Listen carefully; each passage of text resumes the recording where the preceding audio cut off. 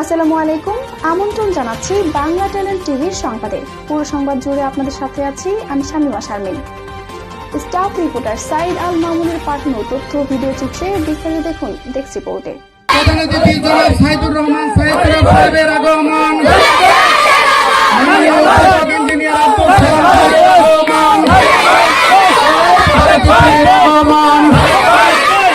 মন্ত্রী বাহিনীর পক্ষ থেকে লাল গোলাপ শুভেচ্ছা। সাইদুর সাহেবের আগমন, প্রধান অতিথির আগমন, প্রধানমন্ত্রীর আগমন, ইঞ্জিনিয়ার আব্দুল সালাম খানের আগমন, মজদুই প্রাইমারি স্কুলের পক্ষ থেকে লাল গোলাপ শুভেচ্ছা। প্রধান অতিথির আগমন, শুভেচ্ছা স্বাগতম।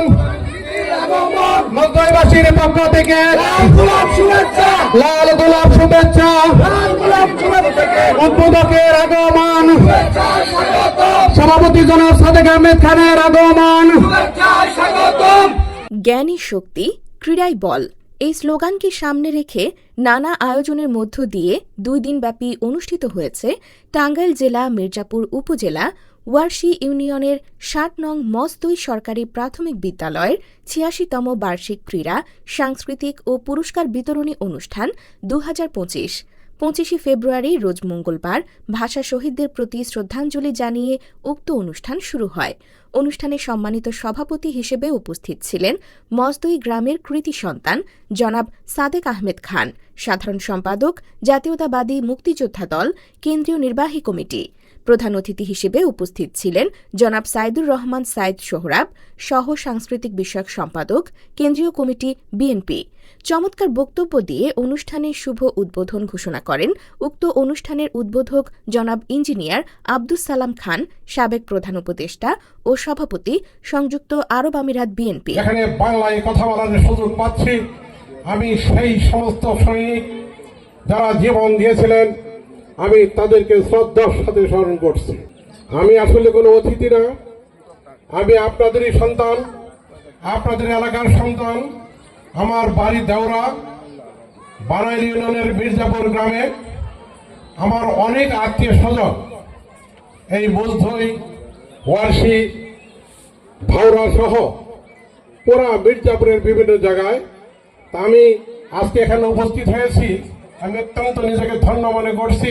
প্রত্যাশা করব বাংলাদেশ জাতীয়তাবাদী দলের পক্ষে আপনাদের আগামী দিনের ভোট দিয়ে, আজকে সাইদ সোহরাব সাহেব এখানে আছেন, ওনাকে আপনারা ভোটের মাধ্যমে আগামী দিনে জাতীয় সংসদ সদস্য নির্বাচনের মাধ্যমে অত্র এলাকার উন্নয়ন নিশ্চিত করবেন এই প্রত্যাশা করছি।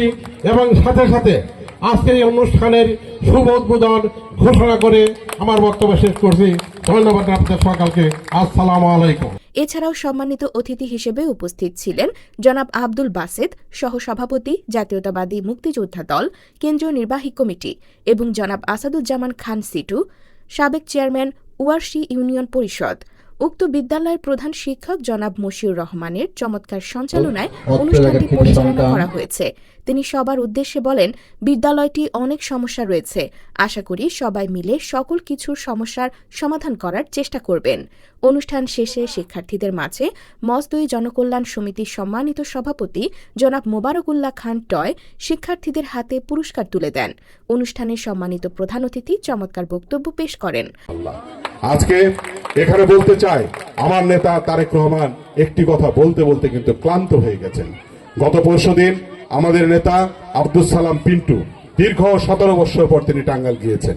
সেখানে আমরা মিছিল সহকারে মির্জাপুরের পক্ষ থেকে আমরা ব্যাপক আয়োজন করে সেখানে আমরা উপস্থিত হয়েছি। সেখানে কিন্তু আমরা বক্তব্য শুনেছি নজরুল ইসলাম খানের, বিখ্যাত শ্রমিক নেতা নজরুল ইসলাম খান এবং আব্দুস সালাম পিন্টু সেখানে বলেছে, যারা ইতিমধ্যে দলের ভাবমূর্তি নষ্ট করেছে, যারা চাঁদাবাজি করেছে, যারা দলকে হুমকির মুখে ফেলে দিয়েছে, যারা দলকে সমালোচনার মুখে ফেলে দিয়েছে, তাদের কিন্তু এই পার্টি করার আর কোনো সুযোগ নাই।